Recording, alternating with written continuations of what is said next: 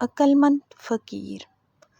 سوداگر فقیر کے بتائے ہوئے راستے پر گئے اور انہیں اپنا کھویا ہوا اونٹ مل گیا۔ ایک مرتبہ ایک فقیر کسی میدان سے گزر رہا تھا۔ اسے دو سوداگر نظر آئے۔ اس نے سوداگروں سے پوچھا، بھائیو، کیا تمہارا اونٹ کھو گیا ہے؟ سوداگر خوش ہوئے اور بولے، تم نے دیکھا ہے کیا؟ فقیر نے کہا، کانا تو نہیں تھا اور دائیں پیر سے لنگڑا تو نہیں تھا۔ ان سوداگروں کو یقین ہو گیا کہ اس نے اونٹ دیکھا ہے، لہٰذا اسی سے معلوم کیا جائے۔ وہ کہنے لگے، بھائی، یہ حقیقت ہے کہ وہ کانا اور لنگڑا تھا، مگر وہ گیا کہاں؟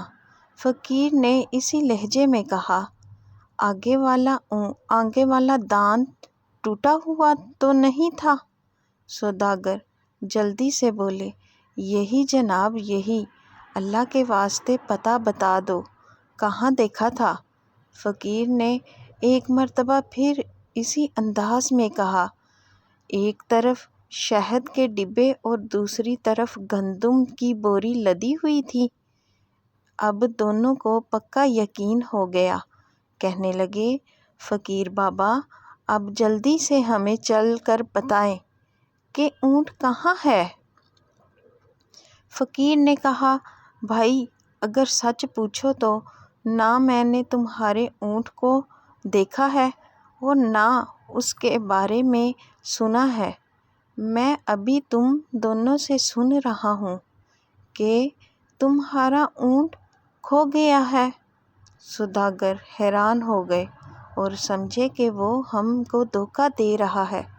دھمکی دے کر کہنے لگے، اسی اونٹ پر دوسرے سامان کے ساتھ ہمارے جواہرات بھی رکھے ہوئے ہیں، اگر نہیں بتاؤ گے تو تمہیں قید کر دیں گے۔ فقیر نے جواب دیا، بھائی، مجھے دھمکی نہ دو، میں نے تمہارے اونٹ نہیں دیکھے۔ اس پر سوداگر فقیر کو پکڑ کر قاضی کے پاس لے گئے۔ قاضی کو بھی فقیر نے وہی بات بتائی۔ جب تم نے اونٹ دیکھا ہی نہیں تو اس کے بارے میں اتنی صحیح باتیں کیوں کر بتا رہے ہو؟ قاضی نے تعجب سے پوچھا۔ فقیر نے مسکرا کر کہا، قاضی صاحب، میری بات سن کر آپ ضرور شک میں مبتلا ہوں گے، لیکن میں اب آپ کو حقیقت بتاتا ہوں۔ جب میں گھر سے نکلا ہوں تو آنکھیں کھلی رکھتا ہوں۔ آج صبح میں ایک جگہ سے گزرا تو میں نے دیکھا کہ ایک اونٹ کے پیروں کے نشان تو موجود ہیں، لیکن کسی آدمی کے پیروں کے نشان نہیں ہیں، جس سے میں سمجھا کہ یہ اونٹ رسی توڑا کر بھاگا ہے۔ پھر دیکھا تو ایک پاؤں کے نشان تھے ہی نہیں۔ اس سے معلوم ہوا کہ وہ لنگڑا ہے۔ پھر کیا دیکھتا ہوں کہ راستے کی ایک طرف گھاس چرنے کے نشان ہیں، جس سے معلوم ہوتا تھا کہ وہ کانا ہے۔